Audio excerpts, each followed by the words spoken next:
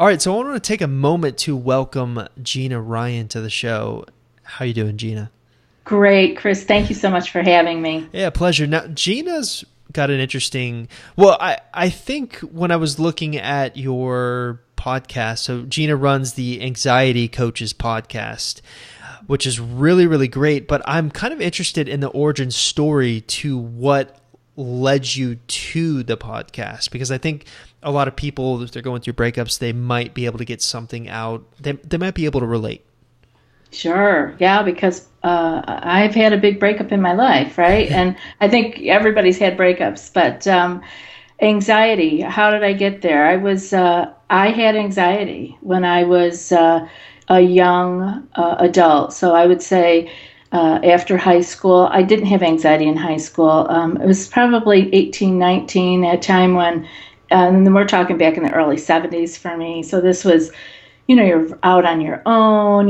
There was college and then not college. And I know people can relate to that. Boyfriends and then not boyfriends. And just a lot of, so what actually brings on people's anxiety is hard to pinpoint. I have a couple things that were big that happened, but I think you're either ripe for it or you're not. So I had probably been building up to it. I had blood sugar issues all my life, so that's a big piece because it can be very easily confused. We can get into that later. I just was kind of unsure where I was going, what I was doing. I was so young. I graduated high school when I was 17, and so it was a lot of insecurities maybe going on for me. And I started noticing I would get nervous about things, then be what I called beyond nervous. Like I was worrying about things that weren't happening. They weren't happening. And I would be not wanting to go places as much. But through all this, I met a wonderful man. I get married, have children. I actually suffered with different levels of anxiety for probably 15, 20 years. Like I said, it's hard to pinpoint when it's exactly started, and it's also hard to pinpoint exactly when it stops. And I try to tell people this because it isn't like a light switch. Mm. So I had it for a long time through, like I said, I met a wonderful man. We married, we had children, we had a business together. I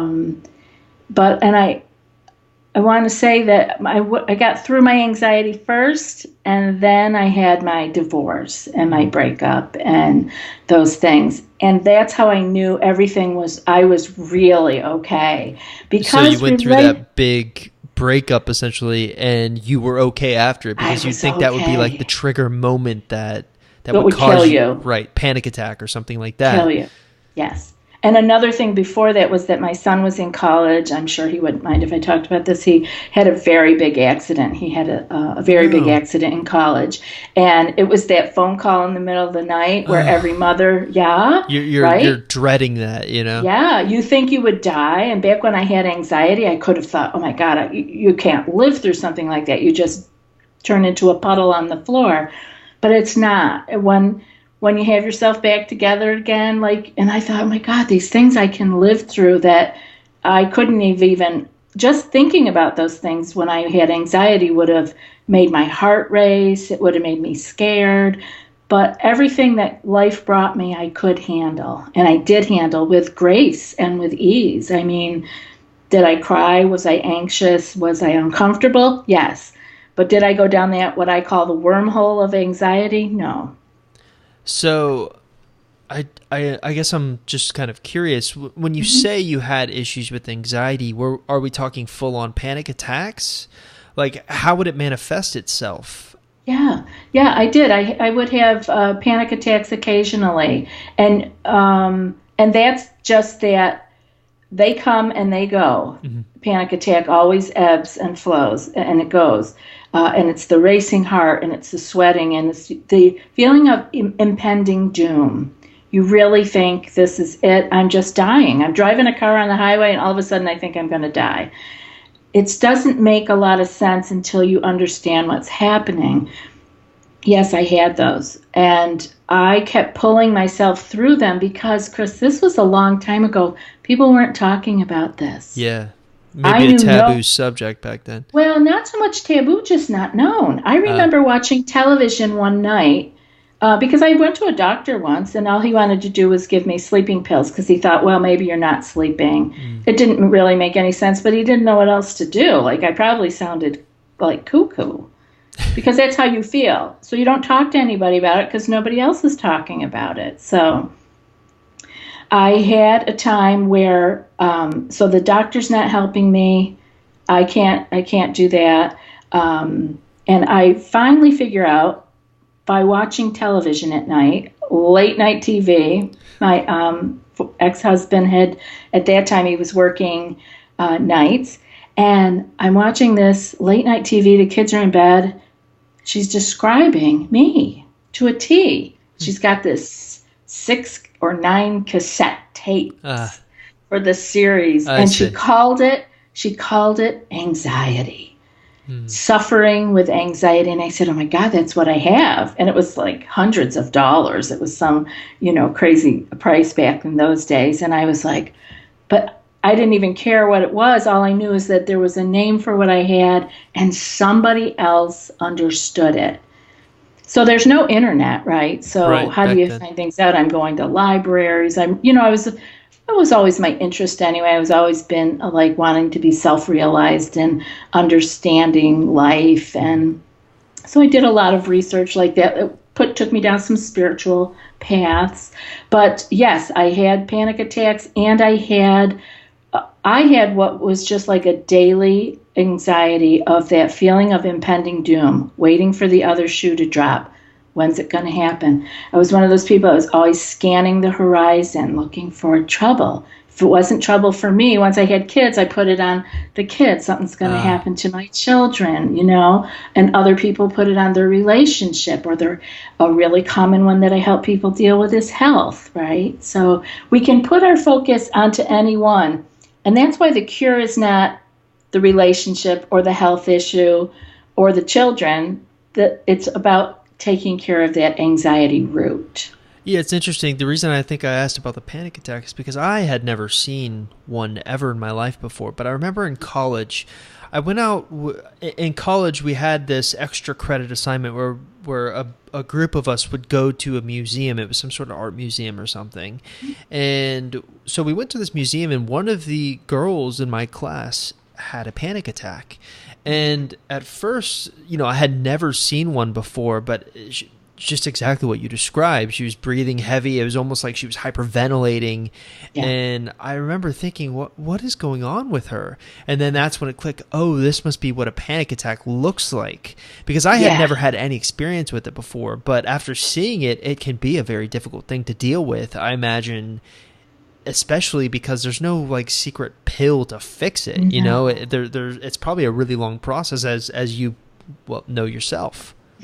Yeah, it is a long process. And even helping her in that moment, like what did people do for her, right? They just kind of... I remember there was a guy, he just kind of nudged me and said, look what's happening with her. And so, a group of us were like, hey, are you okay? And she was just like, I'm having a panic attack. And she was just struggling through it. And I became friends with her even after this incident. So I knew her for years after this incident, and it was an ongoing thing. So anytime she would go out in public, somewhere she didn't feel comfortable, she would have this panic attack. And it made even dating for her really, really difficult, because what guy would want to constantly be with a girl who's always having a panic attack? So she was always getting down on herself. But I imagine it's a really difficult thing to overcome for so many people who have this issue. Yes. Even now that we're talking about it, it's still difficult, right? Yeah. Even now that it's out in the open and we can Google it and find some information, it still doesn't bring you that sense of peace. Like, it's like, okay, I understand what it is, because we get stuck in a loop, Chris. We get in this place where something happens to us that triggers our stress response, right? And that's our sympathetic nervous system. We go into fight or flight. A lot of different names for the same thing. I'll use fight or flight. And our heart rate goes up, our digestion shuts down, all of our blood is shunted to our extremities for running or fighting, our mind sharpens, our focus sharpens. And that's natural. That's how we evolved, because we were able to run away from animals that were bigger than us, or we were able to fight smaller things. But now, so what happens when you do that? Say you're a caveman and you see a tiger and you get scared. And okay, so you figure really fast that you can't fight him. So you know that. Run. So you got to run. Right. So you do the flight. You run. You're away from him. You climbed a tree or whatever, you're cool. And they would just, in 90 seconds after being in safety, they would feel starting to go back down into the parasympathetic nervous system. 90 seconds for animals and humans, once you've recognized safety. The problem is today we don't ever get to recognize safety. Yeah. Right? Every day it's another thing. It's because it's not a tiger. It's our boss looking at us weird, right? Or our boyfriend said something that we don't like. What did he mean? And it might have, on a normal day, it would have been fine. But if you're already in the loop and you're thinking things and you're already stressed, you start to think other things. It's what I call the wormhole, and you go deeper and deeper until you bring yourself back into center and let everything calm down again. Now, while you were describing, it's really interesting to hear you describe the effects that when having a panic attack basically has on your body, or the genetic effects. But I'm kind of curious, the people who listen to your podcast, are they specifically people who are having panic attacks, or is this just...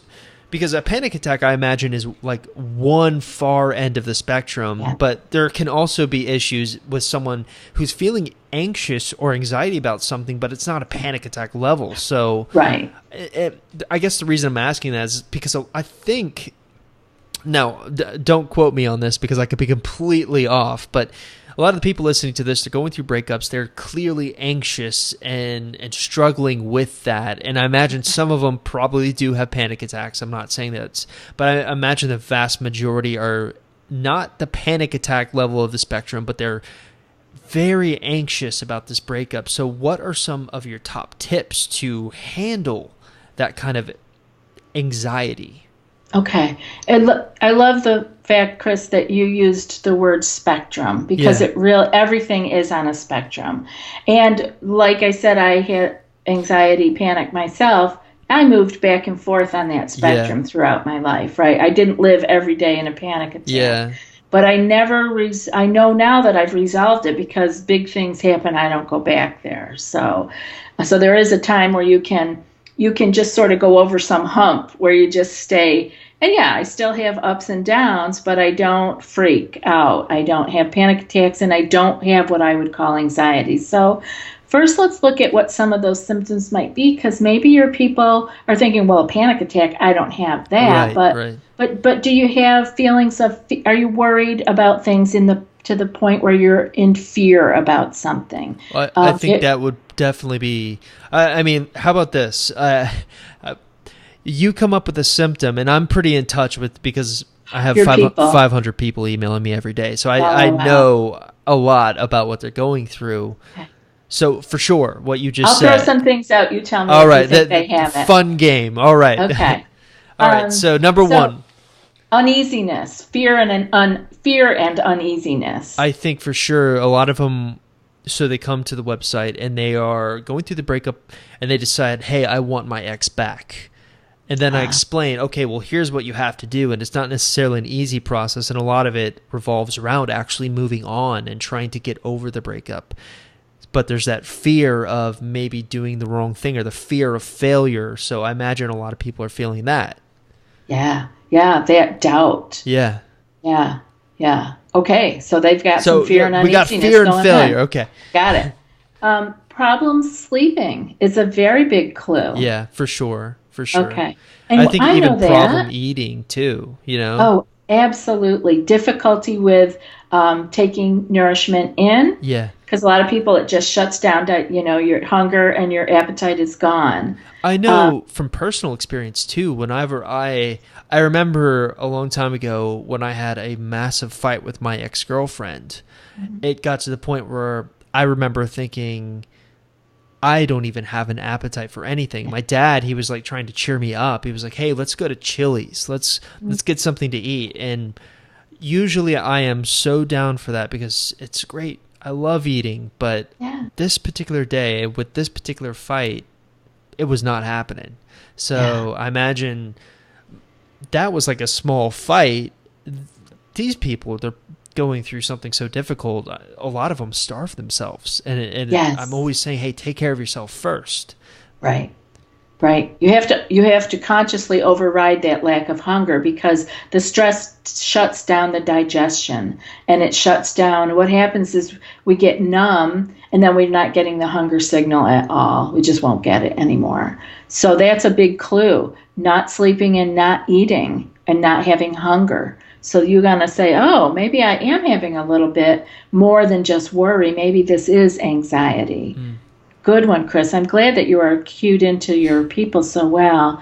How about an inability to stay calm or to get calm after like say somebody cuts you off in traffic. Normally, it happened and then we just let it go. We're listening to music or something. But that inability, like that wanting to think about it over and over, right? The only thing I could think of that maybe would relate there is they obsess a little too much about their exes, too much. Okay. So it's one of those. I know from my own research that when you go through a breakup, the part of the brain that lights up is the same part of the brain that lights up for drug addicts who are going through a withdrawal. Okay. So I imagine there's a lot of obsession of trying to get, quote unquote, the drug, maybe the oxytocin back. Right. So I mean, that's the only way I could maybe tie it in, but yeah. So far, we are like 5 for 5 here. I know. Some more physical things like dry mouth. Anxiety can cause you to start to have dry mouth. Numbness, tingling in hands and feet because blood flow changes. And maybe these aren't things. Maybe they're not mentioning these things. Would shaking? Shaking? Oh, absolutely. Yeah. Shaking, feeling dizzy. Like unstable, like a lot of people talk about, like they feel like they're on a boat. I've only fainted once in my life, and it was one of those sort of, you got a little dizzy, and then you just kind of, is it a similar feeling to fainting if you had ever fainted before? Yes, as a matter of fact, a lot of people equate it with fainting. They think they're going to faint, but most of them never have. They've not fainted, but they have. And so what happens is now they also have a fear of fainting. So it snowballs. Yeah. It's sort of like down the wormhole of what you were saying earlier. Yeah, and it just more and more ideas. You know, because you just feel like you're going to faint. And of course, nobody wants to faint. Right. But your body faints for a reason, right? So, but if you just feel uneasy, you don't have to faint. So it's really can be hard to start teasing those things out. So if you're feeling like that, a little woozy in the head, some people get vertigo, chest pain is big, and especially during breakups, chest pain can be big because it's the heart, right? Right? Our symbolic heart and our real heart, and there can be a lot of sensation around there. People start feeling restless, muscle tension. People probably start having tension headaches, facial tension. Do you get people complaining about physical symptoms too? All the time. Yeah. Yeah, it's because I feel like if you're going through a breakup, and especially if the breakup is really bad or it caught you off guard, it is the extreme type of feelings. Or most people, when they go through a breakup, they have kind of an indication that it's going to happen. So I feel like maybe subconsciously they prepared their body to go through the withdrawal symptoms, so to speak. But the ones who struggle the most are the people who have not prepared for it or have no clue it's coming. And so it hits them that much harder, and the symptoms are just that much more devastating. At least that's been my experience from just seeing what's going on with them. Right. For them, that's really getting more into trauma, right? That's Yeah.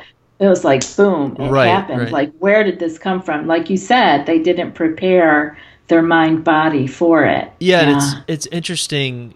Boxers, when they're practicing, you'll notice that usually a boxer doesn't get knocked out by the punch that they see, because naturally their body reacts so quickly to take the blow. It's always the punch that the boxer doesn't see that knocks him out cold. So I imagine, I mean, we're talking physical terms here, but breakups are more emotional terms, but the same type of, in fact, even maybe even greater principles can apply with the effects it has on your body. So people, if you're listening to this, go to Gina Ryan's podcast. You need this woman. Yeah, yeah, we've got, the funny thing is anxiety can cause anything in anyone. So you can come up with your own symptom. But it's very interesting, I think, Chris, that we're seeing our people going through the same thing. There are probably some who may be more prone to anxiety, panic, are experiencing it at a higher level. And some will just come through, they'll get the bump of anxiety, and then they'll even out. And then some people won't. They'll get stuck in that anxious state. And that's when you need help. Yeah, so now I want to ask you, this is probably the $1 million question on anyone who's still listening up to this point. What can you do if you're having these anxiety symptoms? Is there a quick fix, or is there, because I know oftentimes quick fixes aren't necessarily the ones that take. So what would be your sort of game plan to maybe lower the anxiety of what someone who's going through a breakup is feeling? Yeah, great question, Chris, because I think you need to take it twofold. You need to do something for now, because we just need to calm down now. Yeah. But then we also need to build for the future, which is not seeking a quick fix, but knowing that what small things we do today will help us to build for completely getting through this. Because it is a bit of a process. Everybody goes through at their own rate. But let's talk about some of those things that you can do actually right in the moment. And then what happens is you keep doing the right in the moment, and you do it over and over. And you also do it when you're feeling okay. Like, that's when you want to meditate or do your affirmations or whatever you have chosen. We lay a plan out for people individually. But you want to do those things when you're feeling good. And the more you do them when you feel good, the easier it is to go there when you don't feel good. So right? You're basically establishing a routine of consistently training yourself to do this when times are bad and when times are good. It's just like going to the gym. It's just like training for a marathon. You can't decide to do a marathon with your friends next week. It just won't work. You can't decide, I'm going to be done with this worry about this relationship and I'm over it next week. You have to do the work. You have to build the right muscles. And the muscles I'm talking about are being able to return to home, which is your I say it's the place behind your heart. It's the place where there always is light and peace, but we just forgot how to get there. We've been so busy and so preoccupied and so fearful, we just think it doesn't exist. And so what we can do in the exact moment to get there and to change our perspective on what's happening is to do the acronym I talked about earlier with you, RAIN, RAIN. And so the R is to recognize the experience. So for your amazing listeners that are going through a challenge, to actually recognize that this is a possible breakup or a breakup, and that it's really difficult and it's challenging, and to actually recognize that. So we get these ideas that, oh, I shouldn't be this concerned, or I'm overthinking it. And maybe you are overthinking it, but there might be a reason. So just be kind to yourself. Recognize the experience and just let it be that, recognizing it. And then the A is to actually allow the experience to be what it is. And this is where it can get challenging for some people. Another way of saying that is to accept, right? And I don't deal with just people going through breakups, but some people have gone through them.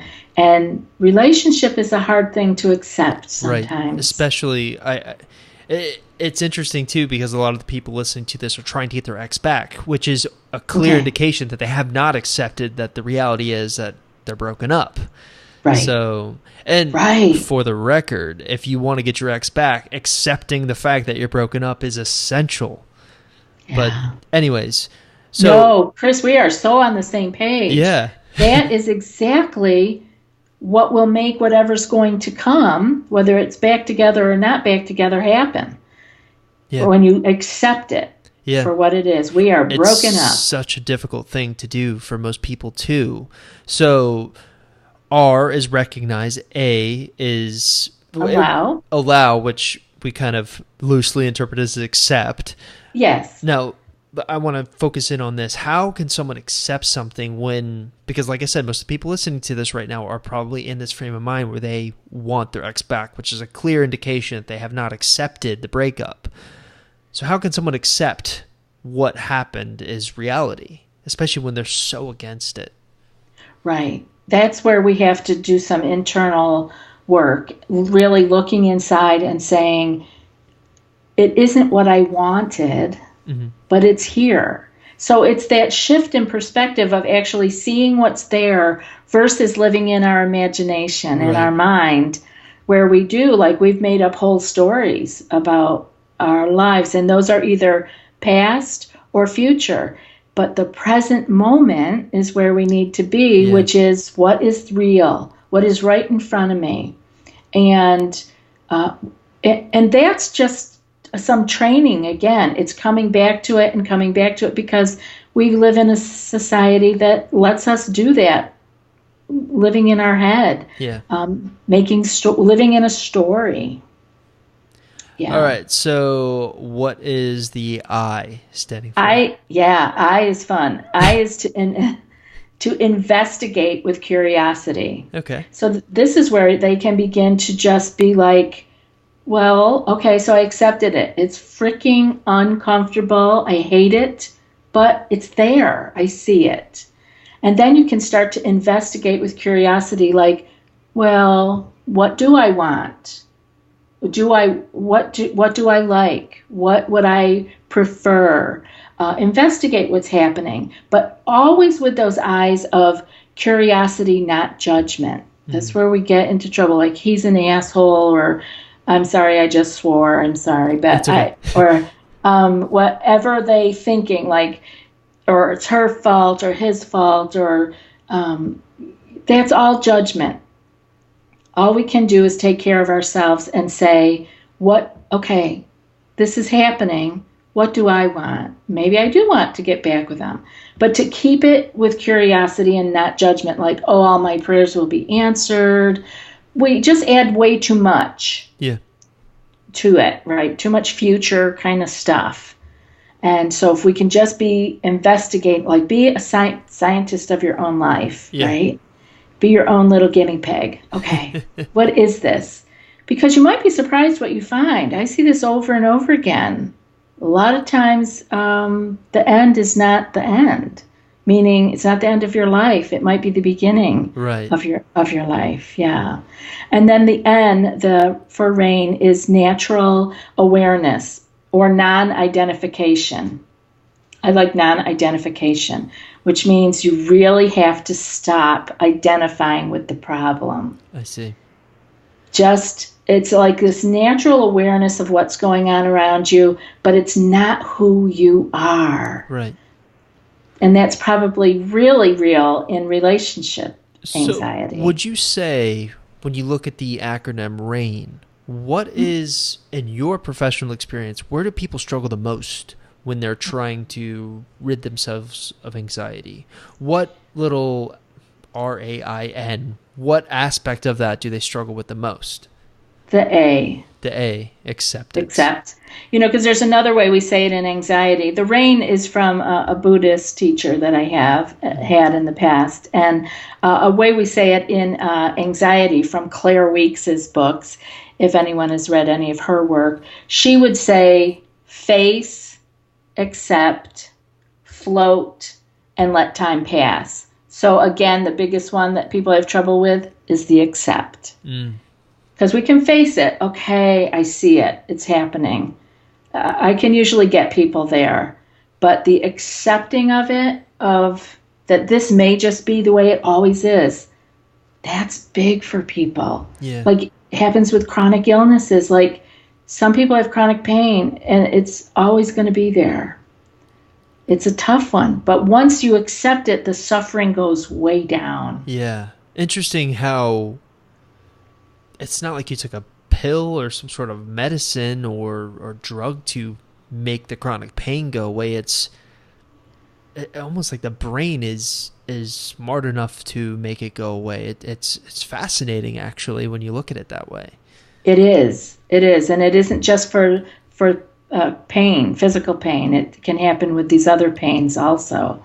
Yeah, once the brain gets it, it's like, because there's not the fighting anymore. Mm-hmm. Like we're always trying to fight. We want to get somewhere. We want to get, right. I want to run away from this. I don't want it anymore. That's the suffering. So let's switch gears here and talk a little bit about you, because you said you went through a period of your life where you were really on this one hard end of the spectrum, the panic attack end. Mm-hmm. So what were some of the actionable things that you did to help yourself to overcome it and become the finished product that you are now? Not that you're completely finished. I'm sure there's always... No, not even close. But I don't go down that wormhole of anxiety, panic ever anymore. So I look at that almost like you just don't let things snowball out of control anymore. And maybe that has to do with the acceptance part. You just kind of accept it for what it is and move on, as opposed to one thing goes bad, and then you have another thought that comes up that gets even worse, and then next thing you know, you're at the end of the world apocalypse or something like that. Yeah, and that's one of the things I learned. Like I did a lot of things, Chris, through trying to find my way out of this that didn't work. Mm-hmm. But one of the things that really did work was when I had the epiphany of how I responded to what came in my life was my responsibility, and that I had a choice between the stimulus and my response, that there was space in there. And the more you can slow your life down, even if it's only when you're praying or meditating or having your quiet time, the more you can do that, the more available that is to you out in your regular life. So what I found was by being able, I used meditation, by being able to have that practice of being with the stimulus, which is a thought going across my mind, and how I was going to respond to it. By doing that in a controlled manner, which is meditation, mm-hmm. I was able to learn daily, over and over, by practicing. So when things came out in my life, it's almost like it slows down, because you go, okay, this happened. I get to choose my response. And what is that going to be? Instead of being on automatic pilot, which is by believing every thought that went across my head. I used to believe every thought that was in my head was true. So do you also think now that you're not feeling so anxious? I'm sure, I feel like it's normal to feel anxious about certain things, but not to go down that wormhole. But mm-hmm. do you feel now there's been like this mind shift set in your life where you really feel like there's nothing that you can't handle anymore? Yeah, pretty much. Because I've had big stuff happen. Right. And big stuff continues to happen. I have adult children, so they have all kinds of things going on in their lives. I'm still a working woman. What happens is that I have a feeling of, I have a place inside me that I know is untouched. It's just who I am. It's my light. No matter what happens to me physically or mentally, like that doesn't change. I guess that's the way to say it. And I've visited that place so many times that it's really just become a part of me, versus always thinking that I'm about what's happening to me. That's identifying with my life or with my thoughts. And I'm not identified with that anymore. I've had many different, I've done different things for work. I'm not identified with that. I'm not identified as a wife or a girlfriend or a mother. Like I have this whole other thing that is just me. And that brings you great peace because that can't be shifted and taken away from you. I like it. I love it. So talk a little bit about your business, because I think a lot of people listening to this can absolutely benefit, because I think everyone listening to this is probably having those anxiety, the list that we went through earlier. I'm pretty sure everyone checks across the board. So talk a little bit. I can't even talk today myself. Talk a little bit about your website, about your podcast, and where people can find you, and also your Patreon. Oh, okay, great. Yeah, thank you, Chris. That's very kind. So you can find me at anxietycoachespodcast.com. You can find us on iTunes, same name, anxietycoachespodcast.com or Anxiety Coaches Podcast. And on the website, I have lots of information about anxiety. I have a new page that we're starting about food anxiety, because that's a whole another issue that needs special attention. And if you sign up on our email list, we'll send you the 10-minute body scan, which is just a recording, and it's a beautiful way to introduce chilling down. Which if you're listening to this and you're getting a little confused with all the links, I'll make sure I link to everything that she's talking about here, so you can have a direct route to the newsletter that she's talking about. But again, you didn't tell them about the Patreon, which is a big deal for you. It is. Patreon. It's kind of fun. We just started this maybe a month ago.